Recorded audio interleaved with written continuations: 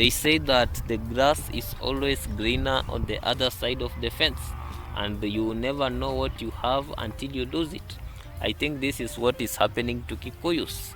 So in the electioneering period, most Kikuyus were very angry at Uhuru Kenyatta because Uhuru Kenyatta made friends with Raila Odinga. Contrary to their opinion, or contrary to their own views, it looks like Uhuru Kenyatta was trying to save them from economic collapse and problems that we are experiencing at the moment. It looks like they have now realized the mistake that they made. But they always say that spilled water or whatever milk, spilled milk cannot be recovered. It is very, very difficult to recover it. Mistakes have already been done. We are already into this difficult gear, so it is irrevocable, whatever actions that were taken. But lessons can be taken, because they always say a man can be permitted to be hit by an arrow once, but if the same arrow hits a man twice, then there is a problem.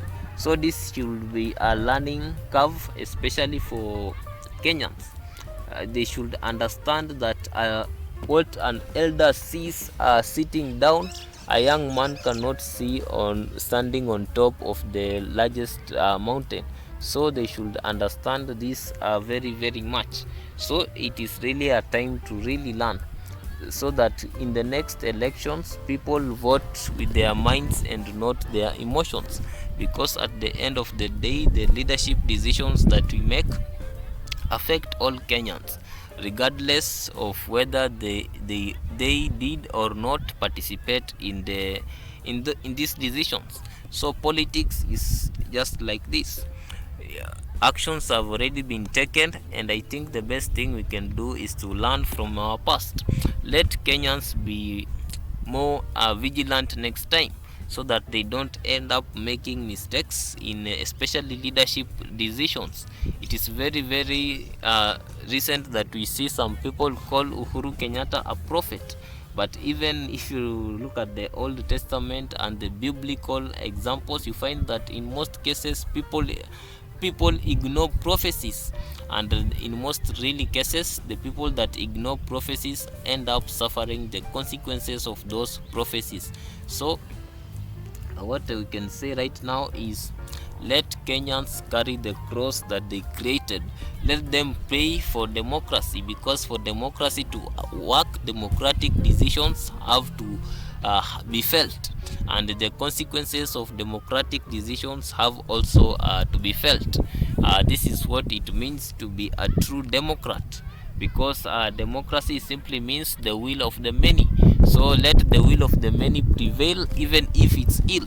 If it gets too much, the courts can do something here and there, but I don't think they can do much, because even if they try, the president and his deputy command power in parliament, and they can make laws that can even invalidate the Supreme Court as we speak. So definitely it is time to really face the harsh realities on the ground, that of our system that we created ourselves. This is simply a lesson to voters that did not participate in the election, whether you vote or not. And I repeat this statement: whether you vote or not, whoever will be elected will have an influence in your life.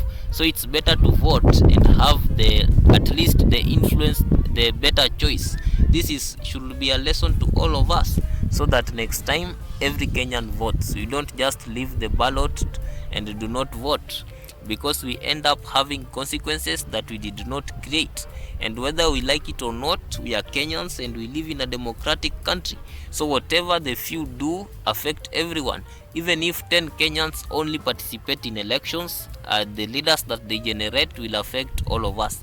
So it is very important to take our civil duties seriously and vote in elections when we are needed to vote. And really, it's better to live with consequences that you have created than the consequences that have been created by others, because you could not vote, or you did not want to vote, because you think that politics is not important. Politics is important because it affects everything that is important. Right now, the cost of living is over the roof. Politics is not economy, but in a country like Kenya, politics is equal to economy, because political power can easily be converted to economic power and vice versa. Thank you for watching this video. Like, share and subscribe.